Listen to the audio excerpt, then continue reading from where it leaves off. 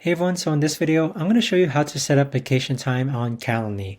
So this is going to be particularly useful for individuals who want to go ahead and set block times on Calendly. Now keep in mind that there's multiple ways that you could actually go ahead and do this. I'm just going to show you one of the ways. So make sure to stick around. This video is going to be short, sweet, and simple, but let's go ahead and get started. Now when you first log into our Calendly account, the next thing that you want to do is that you want to click on availability on the left-hand side and then scroll down to where it says date specific hours. So on the left-hand side, you'll see here my working hours, but if I click on add date specific hours, you need to select the dates you want to assign specific hours for. So let's say I'm going to be gone the entire week next week. So I would just click on this entire week here.